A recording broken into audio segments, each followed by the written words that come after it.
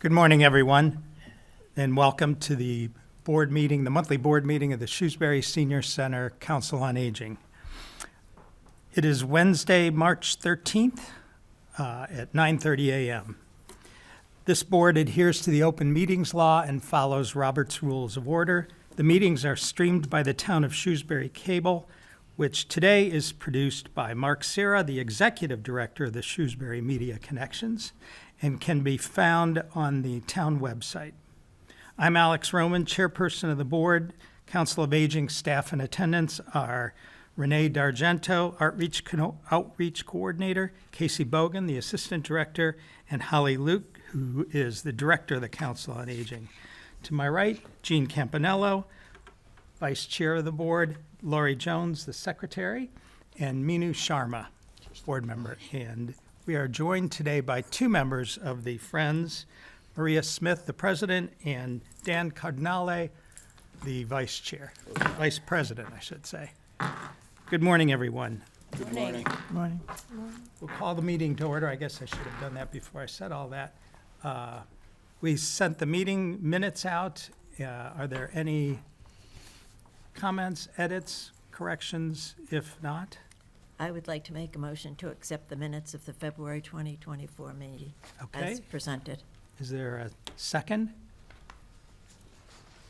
Second? Any discussion? If not, all in favor? Aye. Aye. Aye. Meeting minutes are accepted. Next, we have the Friends here. Maria, are you ready to, do you have anything you'd like to say? Sure. Or? I would love to give you an update. I'm really excited about the progress the Friends are making.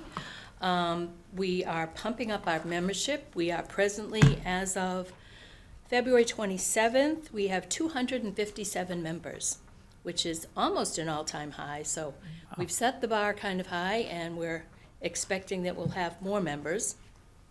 I think the visibility of being in the newsletter all the time with a whole page and the programs that we do monthly, sometimes twice a month, are helping, and we're engaging the community, and that's what it's all about.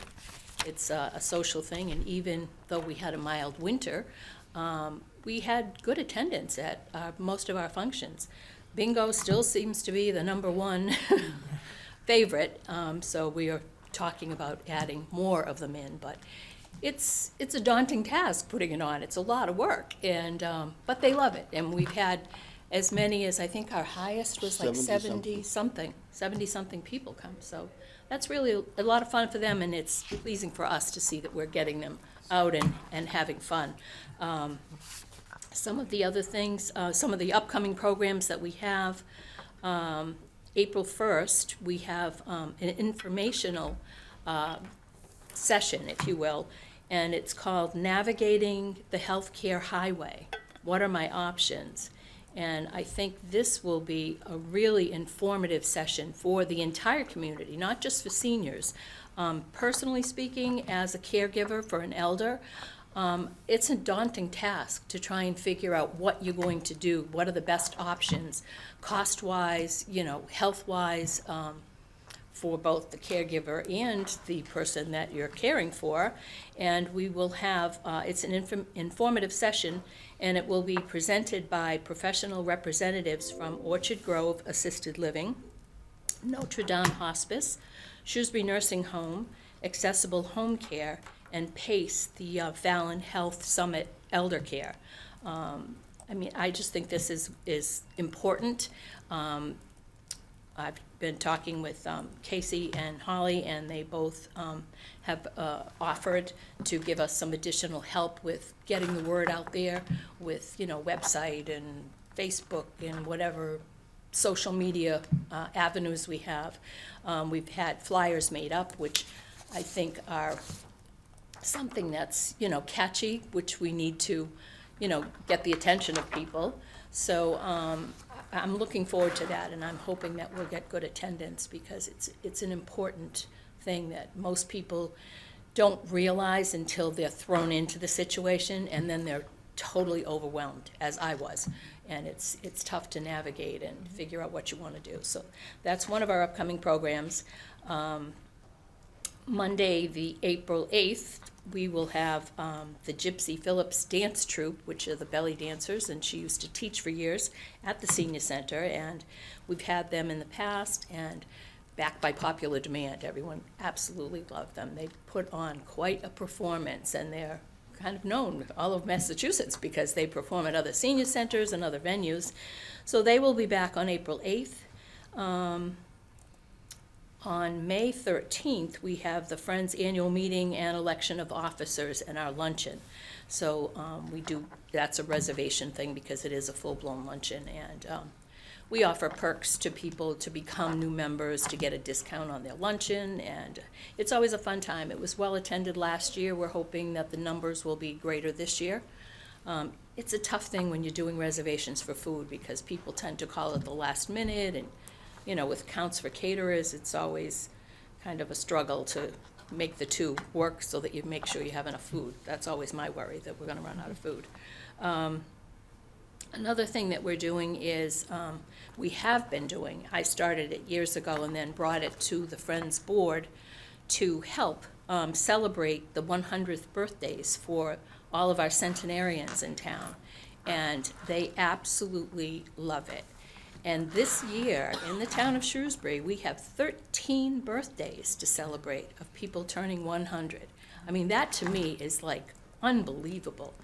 And the thing is, most of them are so with it. I mean, they have all their cognitive ability, and motor issues for most of them are not a problem. The eldest person that we celebrated was 102, and that was back a little ways because they didn't celebrate her 100th birthday because of COVID. So we found out about it, and we did celebrate her 102nd birthday. The most recent ones were Isabel Chang, who is an absolute icon in our town, and she was on February 20th, and she actually still lives in her own home and is just such a vibrant senior. It's amazing to me. So we had a great birthday party there. And the next one was on February 29th, which was Leone Callio Kern, another vibrant senior, lives right here on Westmont Circle in her own home. And she was just amazing. What a beautiful woman. And she has family, and we had a nice little party with neighbors and everything else. And by doing this, I started doing it myself and then brought it before the Friends. So the Friends are a sponsor, and we present them with a certificate, a framed in gold certificate that, acknowledges their 100th birthday. We also have sponsors now. Danielson's Florist is kind enough to give a beautiful bouquet of flowers to the females, and when we present it to them, they say they feel like Miss America or Queen Free. And we actually do a tiara, and we do a banner for them, like a chest sash, right. And we put balloons up. We have Nothing Bunt Cakes as a sponsor now, and they donate the bunt cakes and the little buntinis for their guests. I do from my business, I donate gifts to them. I find out what their likes are, and the last birthday that we did, Leone, was amazing. I talked to the family and find out, what do they do, what do they like, and they said, well, she does like her glass of wine every night. So I said, oh, red or white? And they told me white, so I presented her with a beautiful bottle of wine in a wine glass, and she was so excited. She said, I'll have that later. I mean, her eyes lit up. She was just adorable. I have some pictures that I can share with you. I can pass them around and you can look at them at your leisure, but they are just amazing. So that's one of the other things we're doing. One of our constant struggles that we still do not have up and running is our website. I was determined that this was going to be a short-term thing where we had someone enlisted to help us. We went online. Holly had forwarded something to us through the Council on Aging that was like a template. Dan has been working with our secretary to get that done, and a woman in town actually offered to help too because that was her expertise, but we still do not have it up and running. Maybe, Dan, you can comment. Have you been able to reach out to that The original person that Holly hooked us up with had already done several of the local COA websites, and unfortunately, he's gone dark. I've called him, I've sent text messages, I've sent emails, no response. So then what's the young lady named Suda is a local person who has experience in making these, and I've reached out to her to see when we can get together and actually see if we can get this up and running. It's been a struggle, and it shouldn't be, but unfortunately, it seems to have become one, so. So that's my latest and greatest update. I would invite all of the board to any of our functions. I would love to have you come and see what this navigating the healthcare highway is, because I think it's, will be interesting enough that maybe some of you need the information, or you can pass it along to someone that does. The next piece is the sensory garden, which I'm working with Renee on, so I will let her speak on that and then jump in if there's any comments. So thanks for the time. Thank you, Maria, and thank you for all that you do and the support of the Friends. It's an impressive program you have, and it's good to hear the examples of the successful agers, the centenarians. It's amazing. It is absolutely amazing. Okay, the next item on our agenda are the financial reports. Yep. Let me just pull those up. So I gave you two different versions. I gave you the total financial version and the full financial. We'll go over the full financial. I hope that the highlighted, orange highlight was better for you all this time. I hope it shows bigger than that. So I will speak to the page number so everybody stays on track with me. So page 1, we talk about the general fund. What I tried to do is gray out the areas that are really just munis-based. Oh, are you good? Okay, perfect, thank you. So general fund, if you go down to page 4, it talks about the longevity. We've mentioned this before. Longevity is for any staff person that's been with the town for a certain period of time. And right now, that is Cynthia Willis, who is working on her 28th year with the Council on Aging. I am having trouble moving my cursor.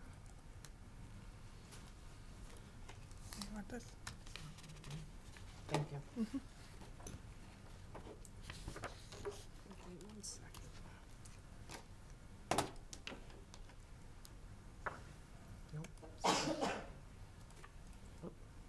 Okay, there we go. So I skip down, keep going. So now we're on page 6. It talks about, the orange highlight is the Council on Aging OPEX, which is the operating fund. So if you keep scrolling, on page 7, it talks about the hospital and medical. We started off the year with $660. We're now at $330. The hospital medical is for the van drivers' physicals for their positions here with us.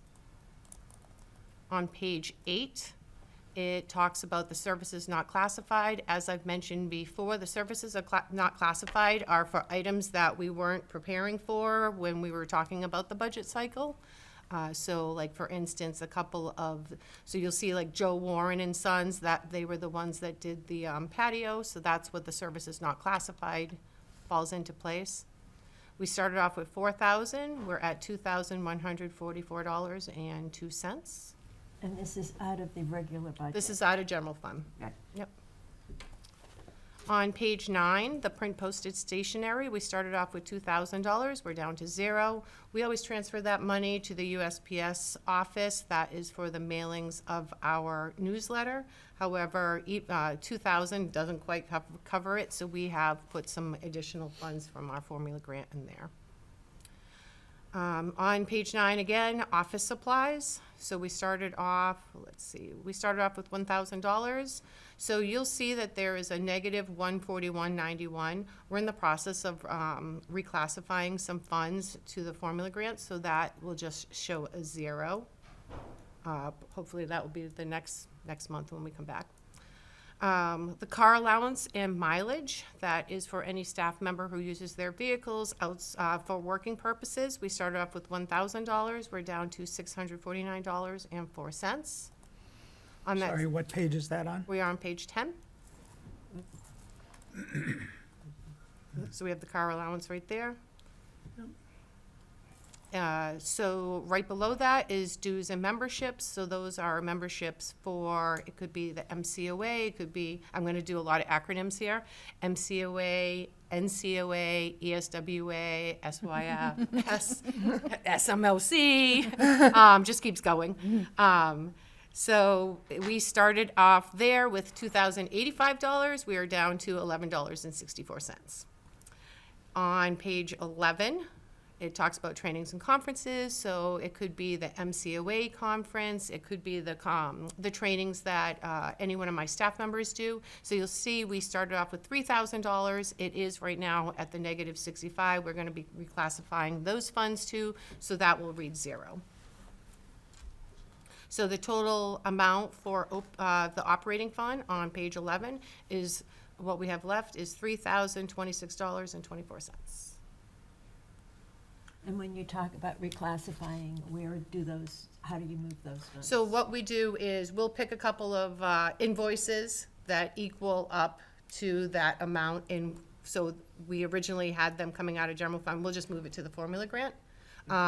Technically, we don't have to because the general fund operating, all the money is kind of lumped in together. But as you can see, each highlighted item, what we like to do is make sure that we don't become negative. So now that we've found that, anything going forward for the rest of the year will be coming out of the formula grant for those needs, for those specific needs. And then do you adjust the budget for next year in light of those overages? Yeah, we've got a couple of different things that we're going to be doing for next year, and one of those things is we're going to do blanket POs for a lot of the businesses that we use. So like Amazon, we're going to do at the beginning of FY25, like a $5,000 blanket for Amazon. That way we know how much money we intend to spend out of there, and I'm just using 5,000 as a rough amount.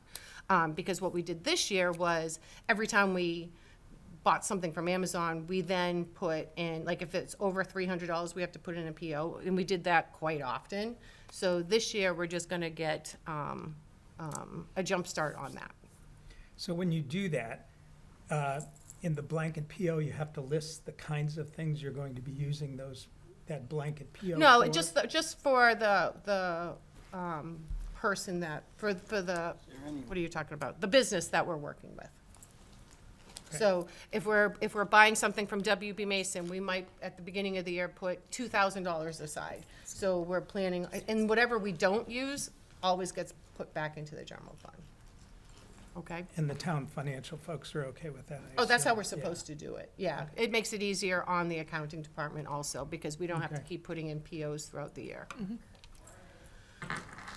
So the miscellaneous revenue on page 12, that isn't for us. That is actually for accounting, so I didn't mean to highlight that. So it's payments it's payments that we received from the WRTA to operate the 2 WRTA vans, which ends up being just salaries. So we have the agreement with the WRTA that we get roughly $91,000. You split that between the 2 full-time van drivers, and that gives us our salary for the year. And that's what's on the miscellaneous revenue Yes. section, is Yep. the transfer from the WRTA money? Yep, so if you look down at the writing right below, it's all the WRTA. Mm-hmm. So Okay. that's when we get the checks, when we deposit them. Okay. So on page 13, the highlighted area is the Elders Affair Grant, so that's our state formula grant. And if you keep scrolling, so we have it set up so it looks the same as the general fund, so it talks about purchase of services. It talks about supplies, and that keeps going all the way to page 21. So you'll see that so the formula grant is a little different because as far as the totals go, so right now it says that we have $7,732.53. So that changes all of the time. So when we get our check from the state for $120,000, they send it to us in 2 different payments. We already received one payment, I believe that was back in January. We'll probably receive the next payment sometime this month or early next month. So they usually split it in half. So $60,000 apiece. And don't forget that there's always that we can roll over from the following year. So this line, with the way we receive money, spend money, and track the money, it's always going to be different for formula grant. It's never going to be exactly accurate, which is why we developed the spreadsheet that we shared with all of you, which breaks up all of our accounts as we're spending them. So if you want to know what do we have left in the formula grant that's more accurate, please look at the budget spreadsheet that we detailed. So I believe we're at about about $10,000 we have left that we know of that we can spend out of the formula grant. That does not include, so for instance, we did the YMCA partnership and we put $15,000 aside. We know that we're not using the full $15,000, but we don't know the exact money amount until the end of this month when they invoice us.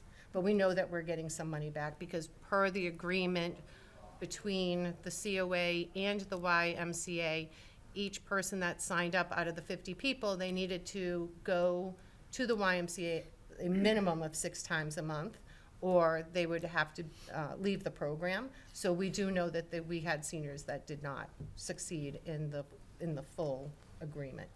If we don't use all of that money at the end of the fiscal year, will it carry over? Yes. Yep. So who tracks attendance then? The YMCA. Yep, so we have a link that we can keep watching, so whenever we question, like if we question whether or not, like why is somebody still in the program when they only went 4 times the month before, so then it's up to the Y, they go and reach out to them, they let them know. And I want to say, I think that we lost probably 12 to 15 seniors that didn't fulfill their obligation with the agreement, so we'll Out of a be total of how many? 50. Yep, so we'll be getting those funds back. Well, actually, we didn't expense any, so we didn't even spend it, so. But it was allocated for the YMCA partnership. So that was on page 21. So again, I grayed out areas so not to confuse anybody. On page, let's see, what's this one? On page 27, it talks about the taxi livery partnership, and I just wanted to kind of show you right there. We started off with, actually, that's not even showing it either. We started off the taxi livery grant with $60,000, and we ended up only utilizing just about $30,000 of that grant. That was partial to do with the change over to the new transportation model. So once the WRTA officially took over our scheduling and dispatching and things like that, to use the rest of the taxi livery grant was a little bit more difficult because we didn't take those calls in anymore. And those trips that go to the taxis, those are scheduled by WRTA. Not at that time. We were scheduling them when Cynthia was doing the transportation. So any kind of overflow or weekend trips or evening trips or anything that our vans couldn't do, we were able to utilize that grant and not deny anybody any trips because we would set them up with Yellow Cab, but that grant has been completed since November. So that would be both trips that would normally be on our white vans that we own, as well as the WRTA? Yeah, the rides could fall anywhere that we were using for the Yellow Cab. Some people actually prefer Yellow Cab, but they can become quite costly, so we don't typically do that in a regular working year. That's a very expensive way Yeah. to do it. They're supposed to be shared rides Yes, whenever possible. yes, yep. So that was on page 27. So down to page 28, it talks about, now we're into the gift fund. So again, I grayed out some areas, and then there's areas that are not grayed out. You could see on page 30 some of the expenses. Some of them are donations. Some of them are in memoriam. And we have utilized the gift fund for the coffee payments, as well as the income that the Friends had given us for the $300 a month for the rest of this fiscal year to help pay for the coffee. So that shows that on page 30. So I found, I think I found a $575 for the garden fund. I mean, it went to the garden fund. Did it come out of the gift fund? I'm not sure. There was a purchase.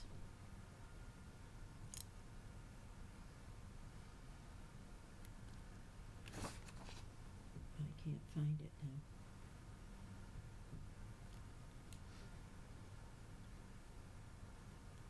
I don't see anything. I know. If you find it, let me know. We can always go back. Okay. I know that we're using the gift fund to fund the pantry, the food pantry, and it will be reimbursed from the grant. Mhm. What's the timeline for reimbursement, and what do we need to do to get that in motion? Yep, so we're already actually receiving some of that money back. So we have until June to expense the 2 grants that were received. One was the Memory Cafe, and the other one was for the food pantry for $20,000. So in order for us to get reimbursed, first we have to spend. So we really haven't spent much of it yet. So we will get all of the money back as soon as we put in that we spent it. So right now, Renee and I just talked this morning because we're having specialized custom cabinetry put into the storage room. And so we were just trying to figure out, that's gonna cost just under $10,000. So we're trying to figure out, are we gonna pay it in two, in half? Are we gonna pay it in one? We're kind of waiting on the contractor right now to tell us what he needs. But as soon as we expense it, we put it right into Massachusetts Council on Aging. We let them know. We show them the paid invoices, and then they cut us a check, and then it gets deposited back into the account it came out of. Within, what, a week, a month? What's the average? I usually tell people it can be anywhere from 1 to 3 weeks. So it all Okay. depends in when we receive it, where accounting is, and when they can put it back in. So it can fluctuate. Okay. So something like the cabinetry that's just under 10,000, there isn't an opportunity or a way to capitalize that, run that through a town capital account? No, Or is there because, an advantage to doing that? no, well, we don't have to do that because we got the grant. So the capital, when I put in a capital request, it's because there's no other opportunity for me to have the funds Right. to do something like that, which is why we applied for the grant. So, I did put in a capital request for chairs and tables. But for this, it fell underneath what the MCOA kind of was encouraging councils on aging and senior centers to do, which is why it was for the 20,000. So we got the max for this one. There was 20,000 to be had, we have the 20,000. I can't find. If you do, we can always go back. I think the 575 is the DJ trivia, Oh, April. I'm sorry. so 575, that is what we have a DJ trivia happening in April. That could Okay. be that. That came from the gift fund? It probably came from the gift fund, yep. Okay. So we're gonna scroll down to page 33. So you'll see right there on page 33, I have it highlighted, we have the new senior center garden, and there is $5,100 in there, 5,000 of it from the Friends. That's great. Thank you, friends. Thank You're welcome. I don't know if this should go under financials or with your report, Renee, but I did look at a Mass Council on Aging T-Mobile hometown grant for up to $50,000 to improve outdoor spaces. And I don't know if that's an option for looking at some monies for the garden fund. Yeah, I actually did apply for that. I applied for a different section of it for the hoop board, for the kiosk. Okay. And I do believe that they allow you to do multiple, That's not the same as the AARP grant. no, that's a different one. Oh. Yeah, this is the Mass Council on Aging. Mm-hmm. But it was so specific for improvement to outdoor spaces was one of them. And up to 50,000. I thought that might be a really good area to look into for. Yeah, it was on the email that I shared from MCOA the other day, where it also talked about other opportunities for trainings and things like that. Yeah, yeah. And because I think you have until the end of the month, I think, to apply for that. apply for another It's- grant.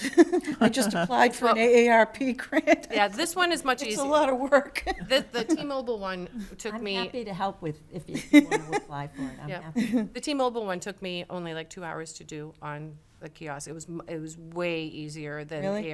the ARP grant. They make it very difficult, I will Yeah. admit. Okay. So keep going down. So page 34, it starts to talk about the revolving fund. The revolving fund is the account that we currently pay our van drivers, the part-time van drivers that drive the white vans, and any kind of expenses that the white vans might accrue. That is the revolving fund. And if you scroll down to page 39, what's I'm left? sorry, where was that? 34 is where the title of the page 34 is the there's the title of the title. revolving, and then if you scroll down to the very last page, it's highlighted there in orange, $15,057.67.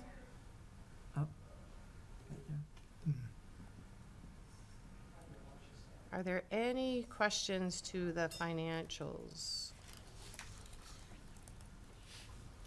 Okay.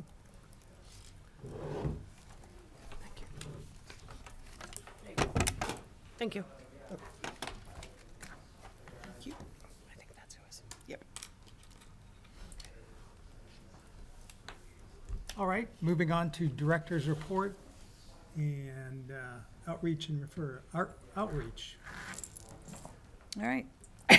So, yeah, we're working on 2 projects right now. As you mentioned, the Sensory Garden, which is to construct raised garden beds that would be accessible for people of all abilities, whether they're standing or sitting in a chair, in a wheelchair, anything like that, as well as including plantings and furnishings and all that sort of stuff. And as you mentioned, there's $5,100 currently in the account towards the project.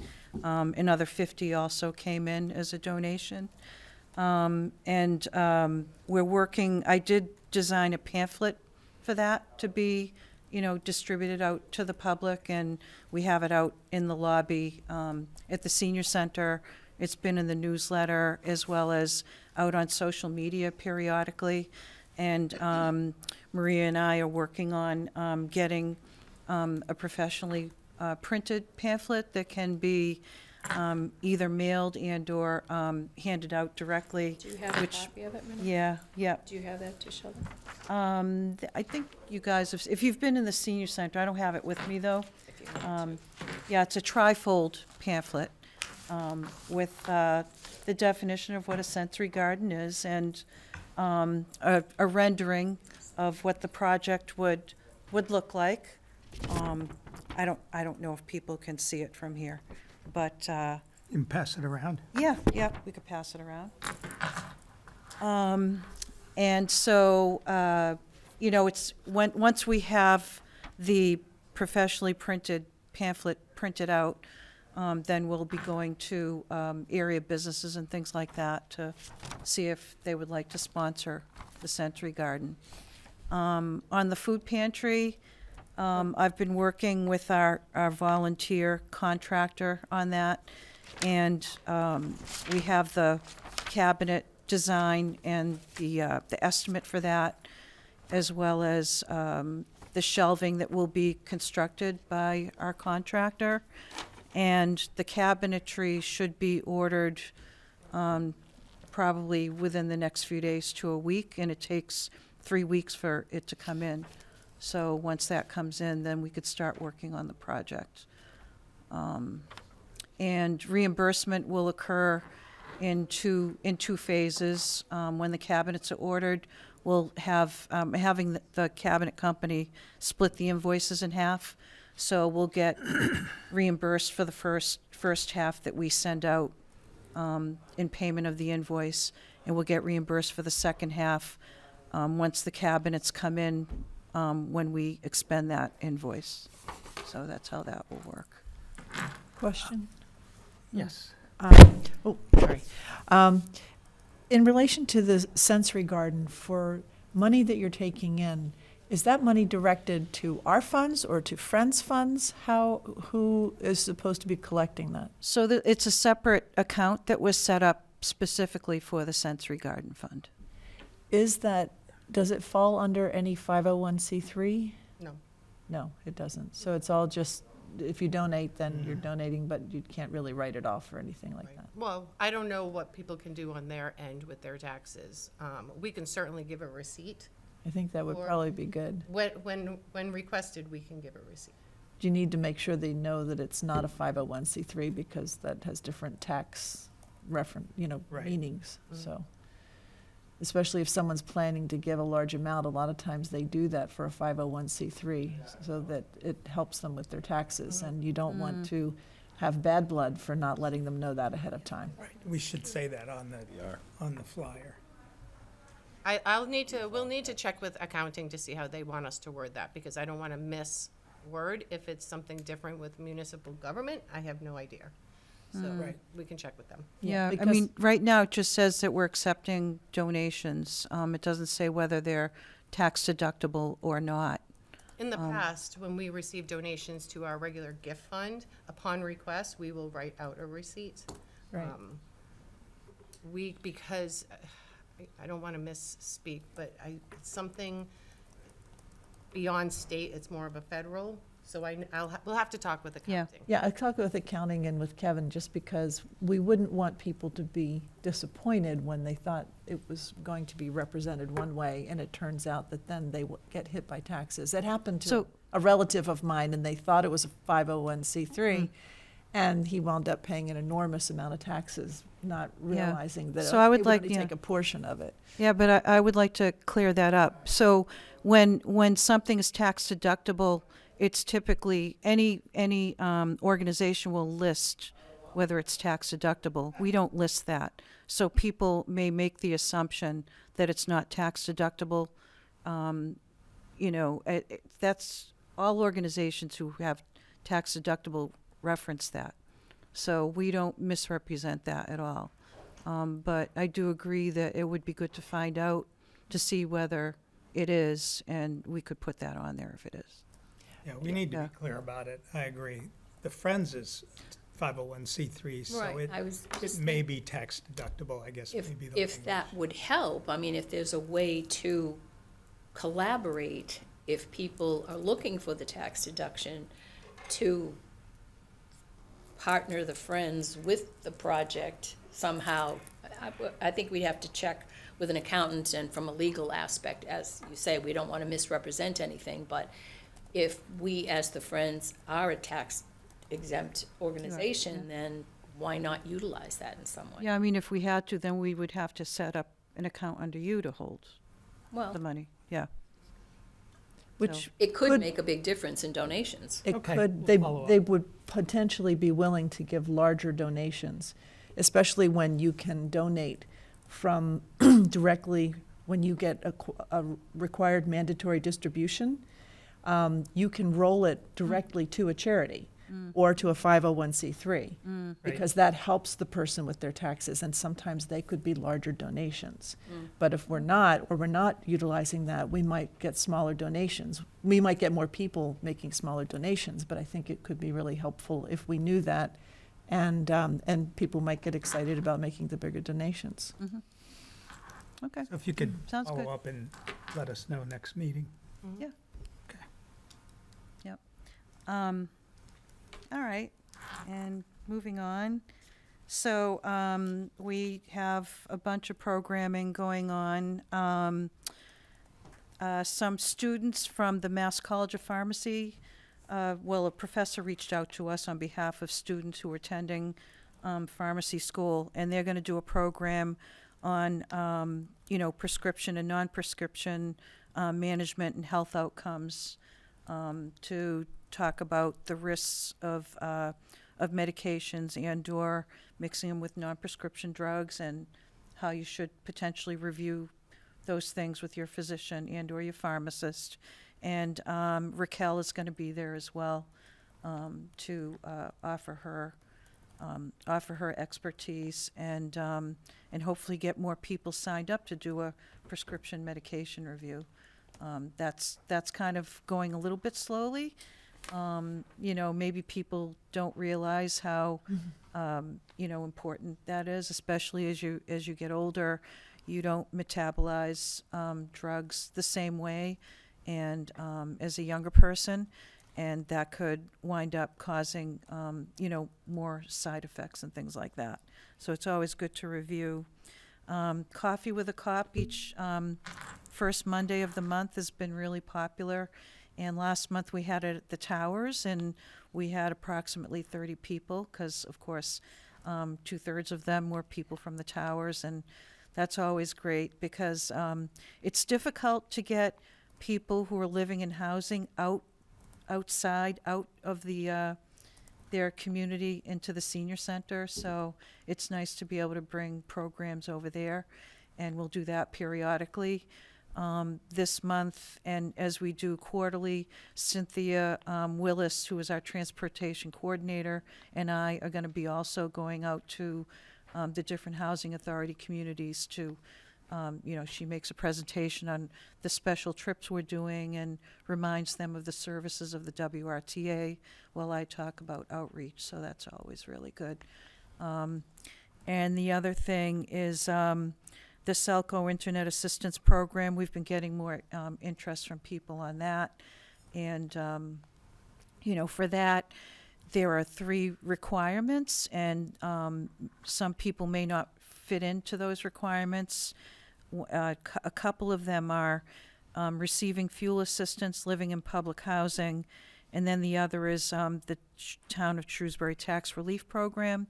So there are benefits programs that people are accessing, like food stamps or some of the mass health programs where they might qualify by income, but those aren't yet included in the Selco qualifications. So if people want to apply for fuel assistance, you'll get a twofer. That's a great way to both access fuel assistance as well as get the $20 monthly discount on your internet services, because then you'll qualify for that.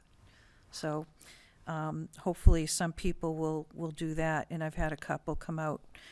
And also, in the coming month, an attorney reached out to us, and I do have a lot of calls for people seeking legal advice. And prior to COVID, I guess we had a volunteer attorney, and I've not been able to get one. But this person reached out, and he's actually willing to do like a series of presentations on estates and wills and things like that. So we're going to have that.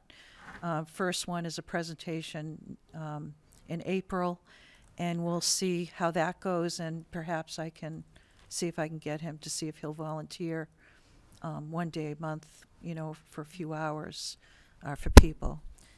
We're also having Social Security, a public relations person from Social Security come next month to do a presentation, and it was very impressive when Alex and I attended the MCOA conference, and that presentation was very informative. And every so often I do get requests from people on Social Security questions. So especially, if you're a couple household and then, one person passes, and now, the person who's left is dependent on just the one Social Security check, and that becomes a real hardship for people. So it's nice to, understand, what the ramifications of things are, and if there are options and things like that. And what's the date of that one? That's going to be April 16th from 4:30 to 5:30. That's on a Tuesday. So we hope that we can get, some people who are younger seniors who have not yet reached full retirement age, and people might want to understand the difference, and if it fits their financial planning, whether they should take early retirement at age 62 or any time between your full retirement, because that has an impact on the amount of money that you're going to collect for the rest of your life on Social Security. So in a lot of cases, it's best to to wait till at least full retirement. For some people, they might not have a choice because, you know, if you have a disability and you have to retire early, things like that. So I'd like to do more financial kind of workshops in the future, and you know, that's just one of them. What else? And of course, we always like to advertise what our partners are doing around town. And so with Earth Day coming up in April, I didn't have a chance. I would love to have planned something on the new patio, but by the time I thought of it, I just couldn't put it together. But we do have, in Shrewsbury, we have the cleanup day on April 20th, and electronics recycling, courtesy of the Rotary Club that's doing a fundraiser, and that's on April 7th. And then on April 30th, on the Shrewsbury Town Common, Selco will be there giving out 750 free trees and shrubs to participants, and I think there'll be others on the Common as well. April So- 27th, right? I'm sorry? The Selco one, April 27th? April 7th. Selco? Yep, April 7th. I believe it's April 27th for the Selco trees. Can you check that while we're still? Oh, for the trees, it's April Yeah. 30th. 30th. It's on a Tuesday, April 30th. Okay. Yeah, I thought it was kind of funny that it was being held during the week, but it is. But that's pretty much it. Okay, thank you. Yeah. Transportation. Sure. So since we've transferred over to the new management mobility model in September, the WRTA has taken over the calls and the dispatching and the scheduling for the WRTA2 vehicles with our full-time drivers. So with any new change, there's occasional hiccups and, you know, changes that are difficult for some people, but it's really important with anybody that if they have some challenges, that they call the senior center, let us know about them, because we would certainly advocate for them with the WRTA. So though that is actually starting to mold into a very good model. We're seeing less hiccups. Of course, you know, when you rely on a software to generate schedules, there can be issues with that too. So it's a matter of taking a breath, stepping back, and just doing what you're able to do, as long as the communication between the COA and the senior center and the WRTA stays open, which it has. So I'm very happy with that. And with that, because the WRTA has been taking over the bulk of our day-to-day transportation, we've been able to offer some really fun special trips like we've been talking about, and we are getting just amazing feedback. Like, it is not even the first of the month, and we have seniors that will come up to the reception desk begging for the next newsletter because they want to see what's available, knowing that there are restrictions to how many people can go on the vans. So it's been a lot of fun seeing what people really like and what we don't want to do anymore. We're excited for the summer to add beaches in. We are going to the beach no matter what. We will be doing that. We are also looking for ideas of places from people where they want to go. So as Renee mentioned, she and Cynthia have been doing an amazing job getting down to the housing authority complexes to find out where do they want to go, what do they want to do. We sent a pizza down there, so we're getting like some really good feedback from all of them. So we look forward to what other trips that we can schedule for the summer. As of right now, what we're told is that the fairs will resume in July. So there haven't been any changes to that since we've known of. Usually by this time we hear, oh, no more until next year, but we haven't heard that yet. So for right now, the fairs are still free, but it is supposed to end in June 2024. So from there, then we go and we talk about the programs. So the first one that I'm going to speak to is the Women's History Month program that's happening this Tuesday at the Senior Center. From 4:30 to 5, it's a half an hour of hors d'oeuvres. We ordered a plethora of hors d'oeuvres from Napoli's for everybody to come and enjoy. And starting promptly at 5 o'clock will be the presentations from our guest speakers, which include the select board members, Chair Beth Cassavant, Teresa Flynn, and Michelle Conlin. Also in attendance will be Representative Hannah Kane, and then former Lieutenant Governor Karen Polito will be joining us. So each of them will have a section of about 20 minutes, and then leaving some time at the end for some questions and answering. So we're very excited for that. So we hope to see everybody there. And space is going to be limited, so please get there promptly. The next one that to mention, and I'm going to turn this over to Casey to talk about the DJ Trivia, the Chill and Thrill, and some volunteer opportunities. Yeah, so DJ Trivia we are having on April 9th. This will actually be directly following opening day. So we're having we're working with Coney Island Hot Dogs to have hot dogs delivered for opening day for the Red Sox. And then right after that, we will have DJ Trivia, which is always fun. And we're encouraging people to bring their family and friends. It'll be a nice intergenerational opportunity. So that should be a lot of fun. And then our Thrill and Chill is on April 16th. That is an opportunity for folks to bring their grandkids in, and we're having a sponsor bring in ingredients for root beer floats, so they can have root beer floats, and we're going to put out some board games and some cornhole and ping pong and all those fun things, and encourage everyone to just come and have a good time. So what's the thrill part of the Thrill and Chill? That's the games. That's thrilling. It's thrilling to have the games. Oh, okay. Yeah. I thought it was like Halloween Part 2. No. Halloween in July. How about- Yeah. Yeah. Okay. So that should be a lot of fun. We're hoping for a good turnout for that. And then we are also doing, we're thinking about doing a volunteer opportunity for students to have kind of a volunteer board and get involved and get a better understanding of municipal government and how that works. So they would have a chair and everything, and that would be a great opportunity for them to organize more intergenerational opportunities for volunteering. So things like car washes, if they want to do that, and really be our communication with the younger population, because we just don't really have that connection in Shrewsbury, at the COA anyway.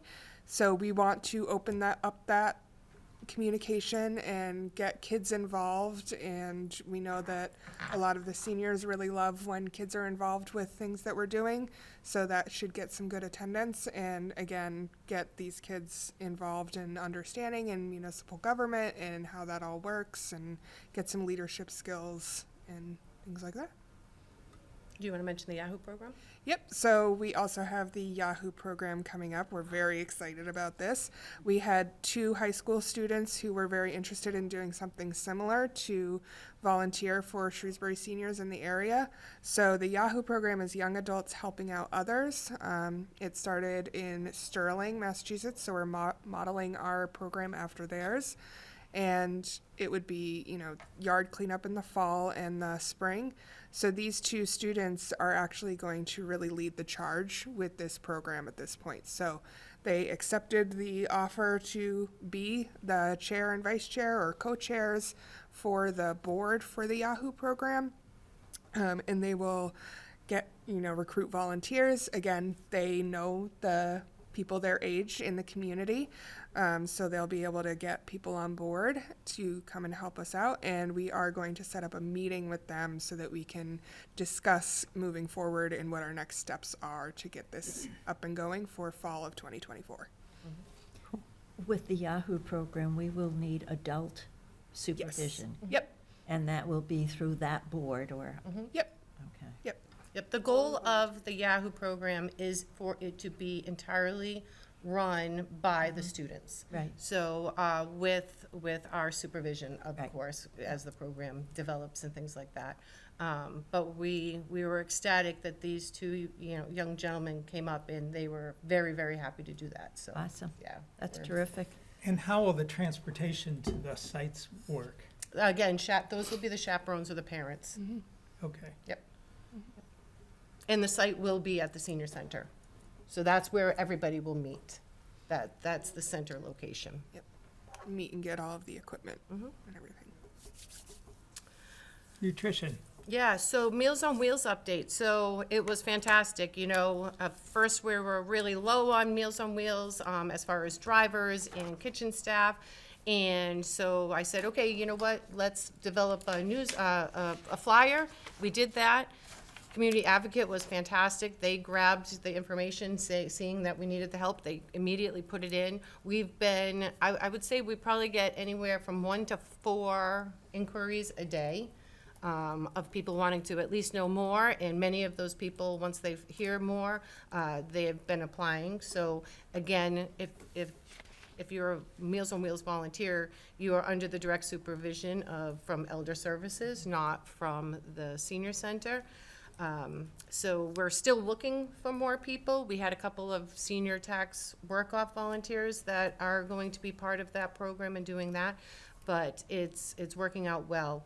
As far as looking into a little bit more, I know a couple months ago we had discussed about possibly either paying for all of the lunches that happen or doing some kind of dinner possibility on Tuesdays. Right now, with the new fiscal '25 budget in place, that is something that I'll look at a little bit closer as the budget gets tied down, when I have a better understanding of where all of the salaries and expenses will go for FY '25. And then I'll work with the board to figure out what are those options for us on getting more food opportunities for our seniors at the senior center. What is happening with the Super Sandwich Tuesday night? So that was just for January.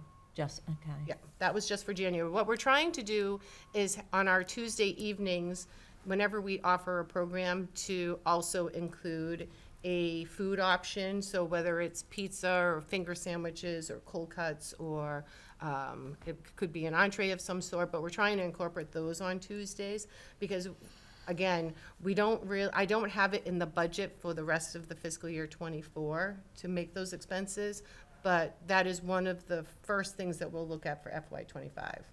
What were the numbers, the attendance for the Super Sandwich? So we Really popular, as I recall. Yeah, we ordered 25 and 25 meals, and 25 people came. There was only 1 week, and I think it had some to do with the inclement weather that we had one particular evening. But it was 25 each time. And with rave reviews, everybody loved that that was done by Assabet High School. The reason why we're not continuing with Assabet is because they can only do it when the kids are in session, so that doesn't include, snow days or, professional development days. So it would have been too difficult to put it all together. But we have, Donna Messier and Pat Babin have both put in quite a bit of time contacting caterers and area people. So we have a list of people that we're planning on reaching out to when we have a budget number Good. that we can move forward.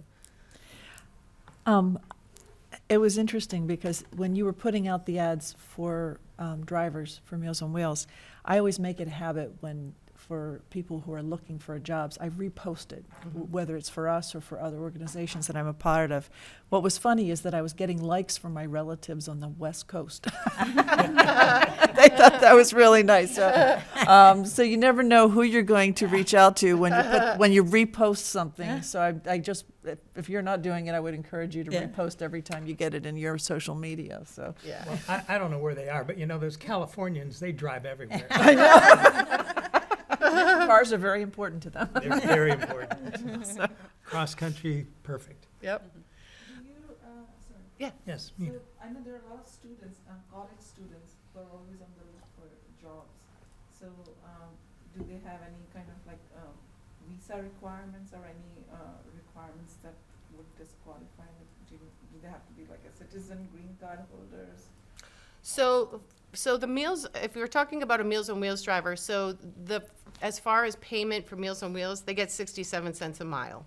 So I don't think that that's quite the job that probably a college intern would be looking for. It's more of a volunteer opportunity with a little bit of a stipend as a thank you, that's what those miles reimbursements really are, But as far as that, I don't have anything else for a college intern. I know the town of Shrewsbury is working on some different possibilities to get community more involved in what we do, like what each department does on a day-to-day basis. But that's just that's just beginning, so I don't really have any more information for that. Yep.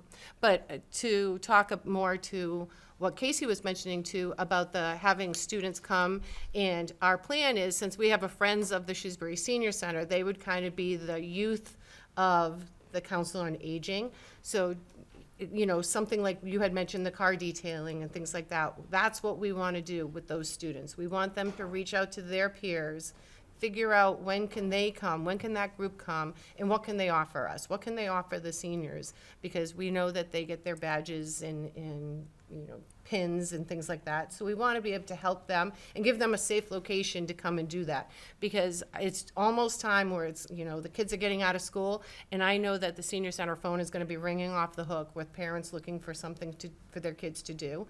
So we want to put them in a more leading role instead of giving them, you know, tasks at the center that that don't really give any Skill building. skill building. Yeah, exactly. So that's what we're trying to do. So hopefully, having them help us out will even broaden our programs that we offer at the senior center, in and outside of business hours. Because I would like to be able to open up the senior center for a Saturday because we're having a car wash or a car detailing. I think that's important, you know. So those are the hopes for us. So like I said, all of the contacts that we've had, Casey is part of a communication group that works with how many different departments? Almost all of the different departments. Almost in all of town. them. Yeah. So. So when we put something out there, they share their information, our information, and vice versa. So since the development of this group, it's been really helpful for us to get our word out. Speaking of getting the word out, I do want to let everybody know that in May, our newsletter is going to 24 pages. I've already started that. With no more ads than what was already in there. So that's fantastic. And we have an idea of inviting some other committees, if they accept our offer, to be part of our newsletter. So, for example, the DEIB committee, Diversion, Equity, Inclusion, and Belonging. They have some fantastic things coming up in the next few months, and I would like to be able to offer them a spot, even if it's not a permanent spot, and offer them a spot in our newsletter to As get their needed. word out. Yeah. Yep. So I'll be reaching out to them today to ask them that, but we were fortunate last night because when Casey was presenting to the select board about the dementia friendly, I was able to hear the DIB chair and vice chair talk about those are their biggest needs, is getting out what they do. And what they do is exactly what we want our seniors to also be part of. So it seems like a very logical combination between the two. So before I send it over to Casey to talk about the Volunteer Appreciation Luncheon, I'm just going to touch quickly on the strategic plan. Last month or a few weeks ago, Alex, Raquel, and myself sat down to really talk about, we have an outline for a strategic plan, and we're just literally grabbing one piece of it at a time, building, talking about it, comparing to the town strategic plan, where does it fall into place? So we did leave with giving ourselves a little bit of homework for the next meeting that we have, and that will be the continuum. And then once we have a little piece of it kind of formed and put together, we'll present it to the board at the appropriate agenda meeting. Did I miss anything, Alex? No, that covers it. Okay. We'll let people know, and if you're interested in participating, because we will need some input from board members, stakeholders, and so on, so we'll be following up on that. Yep, we'll be sending out invitations for sure. So I'm gonna now switch it over to Casey so she can talk a little bit about the Volunteer Appreciation Luncheon. Yeah, so we have our volunteer appreciation luncheon on March 25th. That's Monday, a week and a half from today. So we are getting food from Napoli for that, and we're going to do a fun little bingo game, hopefully. And that should be a lot of fun. So if anyone here wants to go and hasn't signed up yet, please just let me know. I'll put your name down on the list. We did ask for RSVPs by March 11th, but I will be reaching out to some people that we haven't heard from at all, so just to make sure that they got the opportunity to sign up. Okay, I'll put you on, Lori. And also, so Holly mentioned just that I had the opportunity to meet with the select board last night to kind of give them an overview of Dementia Friendly, and I think that went very, very well. And so really just kind of gave them an overview of what it means to be dementia friendly, why we are asking the couple of board members that are on the action team or task force to sign off on the pledge so that we can be recognized as a dementia friendly community. So really it's commitment to supporting and making Shrewsbury an inclusive space for people who have dementia and their caregivers.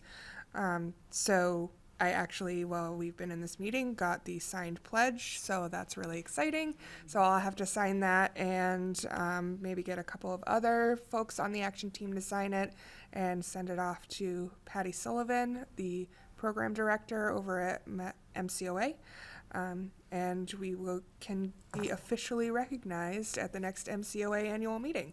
So that is very exciting news. That's a big step for Shrewsbury. So.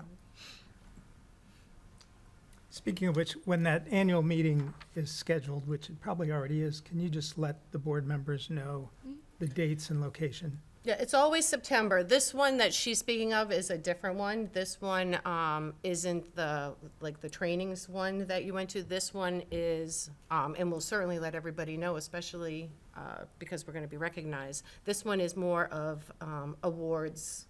It's an awards ceremony that the MCOA puts on. Is it at the spring symposium? I don't know. Oh, I don't I know. was wondering if It it said was the same annual thing. meeting. But again, that's usually in September also, so. Oh, okay. Yeah, they usually separate the two for awards. At least they did that before. Maybe they did it only because of COVID, I'm not sure, but I know I went to two different ones in the same month last year, not last year, the year before. Is that also a state recognition? Because, yeah, that's what I thought. Yeah, state official. Holly, you had indicated a few months ago we had talked about accreditation, and you said you were applying. So I was looking into it. I don't want to bite off more than we can chew, so we want to get the dementia friendly done first because the accreditations is a much longer process. And to be honest, I'm remembering something about NCOA, National Council on Aging. I'm trying to remember. They're changing their accreditation guidelines to, I don't know if they're increasing them or what they're doing, but it was more than we could take on at the moment, especially during budget season and everything like that. But yes, it's still on my radar. Okay, Yep. thank you. Yep. The last thing I want to talk about is everybody has a flyer in front of them with statistics. So once a month, Alex and I, we meet, we talk about the things that are going on in the Council on Aging and the Senior Center. And he suggested that every now and then I give you some statistics. So, and it's funny because, so he's already mentioned one, and that is on the main page with a bunch of green bars, which talks about all of our program. And as Maria was talking about Friends Bingo, you can see there's a little section there that says Friends Bingo. And sometimes, but not all the times, we always try to get anybody that comes into the senior center, remind them to check in. But what happens is, I couldn't possibly put in every Friends event title. So now we've changed it where it just says Friends Events and it's on Monday. So no matter what you guys are having, they just have to swipe and hit Friends Event. So this is actually an archived, that part where it says Friends Bingo, that's actually been archived now, but I left it on there just so you could kind of see the whole variety of everything that we offer. At the top, it shows in-town people that have come to the senior center and out of town. And for those at home, for out of town, and this is, Casey, you said for the year 2023? Correct. 138 people from out of town utilized the senior center in 2023. Now, that is the people that have a scan card. Obviously, we know that people come to the senior center and not everybody has one, not everybody wants one, but that is the data that we have so far.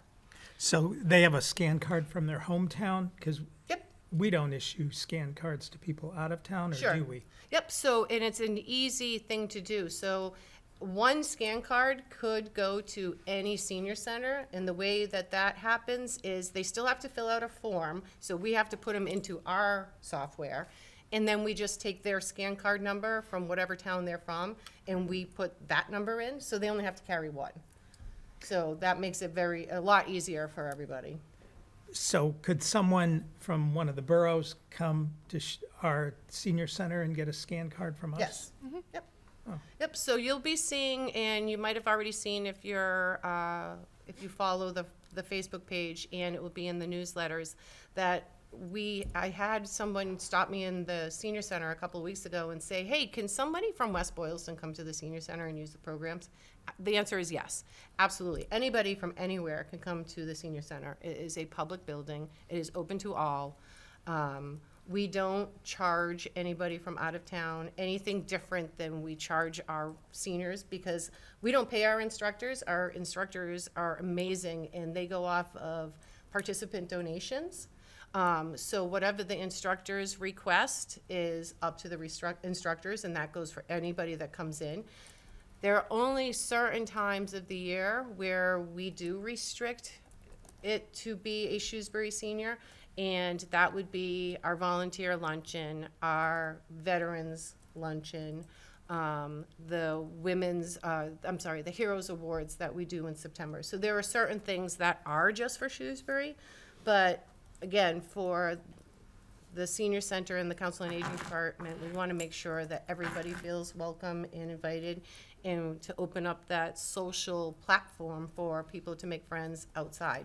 Because I know we have many, many seniors that go to area senior centers all over the place, and I encourage that, because what another senior center is doing, there's no reason for me to copycat that. I want them to get out and about and be social. That's what it's all about. And I think this graph is a great way to look at programs that are drawing in lots of seniors versus those that perhaps can be eliminated if Right. there are not enough participating Yep. Seniors attending them. And so that is one of the things that we mentioned to the instructors, because we will periodically send out, and an instructor is anybody, so even in our simplest mahjong or bridge or cribbage, we always have one person that is the point of contact for that group. So we consider them, because we reach out to them with questions or anything like that, we consider them an instructor, so they're part of the volunteer luncheon. They're a huge part of our daily activities, because we couldn't do it without them. So we always remind those people that if you want your program to remain, please encourage everybody to swipe their scan cards, because that's the data we look at. And I feel as though I've probably, I don't know, I don't even know how many times in a week that I mention scan cards, and I have the staff and they all mention it too. So it's very important. It's how we get our funding. It's how we keep all of the fun programs going. So, and then there is something on the other side, and that shows the volunteer hours that have been put in. And so for those folks at home, I'll just read off for the volunteers, because again, without the volunteers, we couldn't do it. So the COA board, roughly 200 hours. Now that's just for this meeting. That does not include what else the COA boards do. So we've got strategic planning, we've got Meals on Wheels drivers, we've got Shine. I mean, the COA board, and I can't thank you enough, just your presence and your assistance and your support for all of the programming has just been overwhelming for me and the rest of the staff this year, so I really thank you. So the next one is the instructor program leaders. I just mentioned those. Meals on Wheels. I'm sorry, let me go back for those at home. So COA board, 201 hours. Instructor program leaders, 1,560 hours. Meals on Wheels volunteers, 1,943 hours. Newsletter, and this is Jean Capanello, almost all by herself, 36.5 hours. The office volunteers, 2,004 hours. The senior tax work-off volunteers, 2,666 hours. And then in total, for all of our volunteer hours that have been scanned, 4,620 hours. That's amazing. As far as I'm concerned, that's truly amazing. And it's not capturing all of it. And it's not, that's not all of it. That's not all of it. Yep. So again, thanks to the volunteers, thanks to the Friends group. I'm super excited about your Navigating the Highway. I think that is a fantastic program. It makes me think about the Think Ahead program that we did a few years ago, so that's exciting. So that's pretty much all I have, unless there's any. If I could just mention, I think it's amazing that almost 15% of the people who come to the senior center come from out of town. We talked about that. Yeah. And, you know, I have seniors who come and they come by my office and they talk about the amazing programs we have and how beautiful our senior center is and all of that. So I think it's a testament to what we offer. And also, I'd like to remind people again, as you kind of mentioned, you can visit any senior center. A lot of people don't know that you can go to any senior center and take advantage of the programs. And yeah, you might want to look closely if sometimes they might charge outsider for some things, but a lot of times you can, you know, you can attend programs and do those things at other places. And we offer the same, so. Thank you, Renee.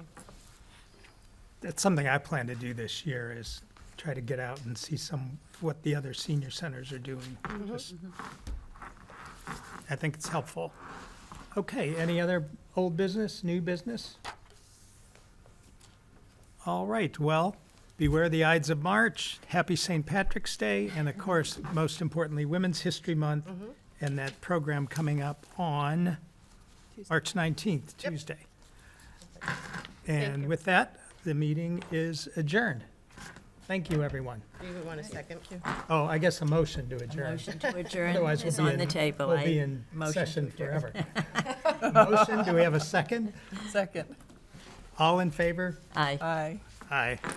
Thank you, everyone. Great work, staff, friends, board, everyone.